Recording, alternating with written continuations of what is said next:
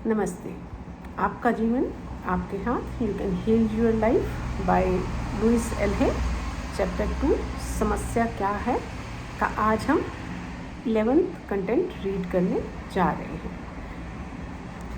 दिखने वाली समस्या शायद ही असली समस्या होती है। लुइस एल्हे बता रही हैं कि जो भी प्रॉब्लम हमारी लाइफ में हमें दिख रही होती है, एक्चुअली वो असली समस्या नहीं होती, प्रॉब्लम कुछ और ही होती है। तो आज उन्होंने डिटेल में इस पर बात की है। थोड़ा लेंथी है ये कंटेंट, बट रीड करेंगे कंप्लीट। बात एक ग्राहक की। वह अपने रूप को लेकर काफ़ी सोचती थी, खासकर अपने दांतों को लेकर। वह एक डेंटिस्ट से दूसरे डेंटिस्ट के पास घूमती रही और महसूस करती रही हर किसी ने उसके चेहरे को और भद्दा बना दिया है। उसने अपनी नाक ठीक कराई, पर डॉक्टरों ने ठीक से यह काम नहीं किया। हर व्यक्ति उसके इस विचार को प्रतिबिंबित कर रहा था कि वह बदसूरत है। उसकी समस्या उसका रूप नहीं था, बल्कि उसका यह विश्वास था कि उसके साथ कुछ गड़बड़ है। एक और महिला थी जिसकी सांस में दुर्गंध थी। उसके आसपास रहना असहज था। वह मंत्री बनने के लिए पढ़ाई कर रही थी और उसका बाहरी व्यवहार पवित्र और आध्यात्मिक था। उसके नीचे दबे हुए गुस्से और ईर्ष्या की एक लहर थी जो तब तक बाहर आती थी जब उसे लगता था कि कोई उसके पद के लिए खतरा बन सकता है। उसके अंदरूनी विचार उसकी सांसों से अभिव्यक्त होते थे और स्नेहिल होने का दिखावा करते थे। उसके अंदरूनी विचार उसकी सांसों से अभिव्यक्त होते थे और स्नेहिल होने का दिखावा करते समय भी वह आक्रामक होती थी। उसे और किसी से नहीं, बल्कि खुद से खतरा था। वह सिर्फ 15 वर्ष का था जब उसकी माँ उसे मेरे पास लाई। उसे हॉजकिंस बीमारी, यकृत बढ़ने का एक रोग थी। उसके पास केवल 3 महीने थे। उसकी माँ स्वाभाविक रूप से बहुत ही परेशान थी और उससे बात करना मुश्किल था, लेकिन वह लड़का बुद्धिमान और चतुर था और जीवित रहना चाहता था। वह मेरी हर बात मानने को तैयार था, जिसमें उसने सोचने और बोलने का तरीका बदलना भी शामिल कर लिया। उसके माता पिता अलग हो चुके थे और हमेशा बहस करते थे। उसके पास वाकई एक व्यवस्थित घरेलू जीवन नहीं था। ये वो अलग अलग क्लाइंट्स के बारे में अपने बता रही हैं, अलग अलग जो पेशेंट उनके पास आते थे कि कैसे कैसी उनकी लाइफ थी और कैसा कैसा वो सोचते थे जो उनकी समस्या का कारण थे। नेक्स्ट वो बताती हैं, उसे एक अभिनेता बनने की बहुत चाह थी। प्रसिद्धि और किस्मत की चाह में खुशी अनुभव करने की उसकी क्षमता दब गई थी। उसे लगता था कि वह तभी स्वीकार्य और महत्वपूर्ण बन सकता है जब उसके पास प्रसिद्धि हो। मैंने उसे खुद से प्यार और अपने आप को स्वीकार करना सिखाया और वह स्वस्थ हो गया। अब वह एक परिपक्व व्यक्ति है और नियमित रूप से ब्रॉडवे पर नजर आता है। जैसे ही ब्रॉडवे पर नजर आता है, जैसे ही उसने अपने अस्तित्व की खुशी को महसूस करना शुरू किया, उसे नाटकों में काम मिलना शुरू हो गया। इस तरह से वो बता रही हैं कि अगर आप खुद को एक्सेप्ट कर लेते हो, जैसे दिखते हो, जैसे भी हो, तो ऑटोमेटिकली आपके एनवायरनमेंट के आसपास भी चीज़ें पॉजिटिव होनी शुरू हो जाती हैं। एनवायरनमेंट में चीज़ें पॉजिटिव होनी शुरू हो जाती हैं।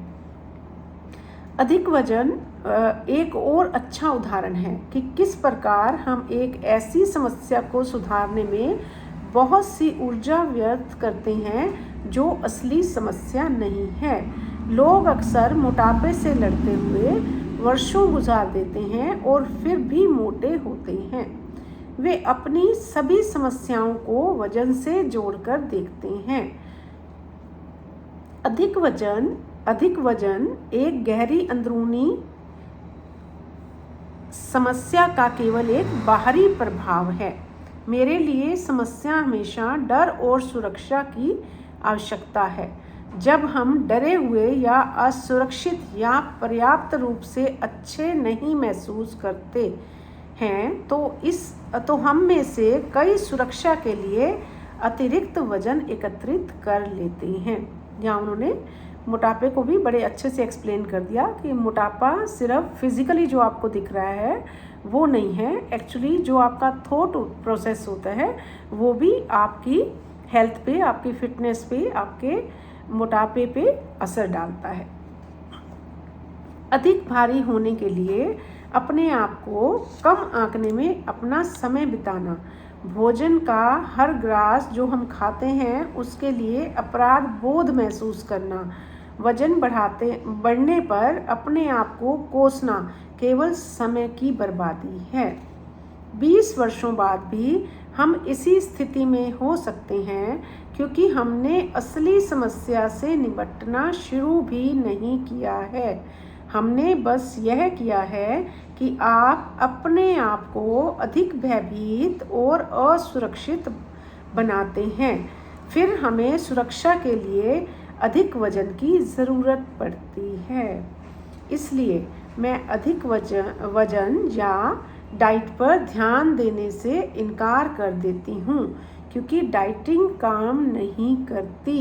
एकमात्र डाइट जो काम करती है वह है मानसिक डाइट, नकारात्मक विचारों से दूर रहना। मैं ग्राहकों से कहती हूँ, चलिए उस मुद्दे को कुछ समय के लिए एक और रख देते हैं, पहले कुछ अन्य बातों पर काम करते हैं। वे अक्सर मुझे बताते हैं कि वे अपने आप से प्यार नहीं करते क्योंकि वे इतने मोटे हैं, या जैसा कि एक लड़की ने कहा, किनारों पर अधिक गोल है। मैं उन्हें समझाती हूँ कि वे मोटे इसलिए हैं क्योंकि वे खुद से प्यार नहीं करते। जब हम अपने आप से प्रेम और स्वयं को स्वीकार करते हैं तो हमारे शरीर में आश्चर्यजनक रूप से वजन कम होता है। कभी कभी ग्राहक मुझसे नाराज़ भी हो जाते हैं जब मैं समझाती हूँ कि अपना जीवन बदलना उनके लिए कितना आसान है। वे शायद ऐसा महसूस करते हैं कि मैं उनकी समस्याओं को नहीं समझ पाती। एक महिला बहुत निराश हो गई और बोली, मैं यहाँ लेखन करने के लिए मदद लेने आई थी, खुद से प्यार करना सीखने नहीं। मेरे लिए यह समझना मुश्किल नहीं था कि उसकी मुख्य समस्या अपने आप से नफरत करना थी और वह उसके जीवन में प्रत्येक अंग में, यहाँ तक कि लेखन में भी व्याप्त हो गई है।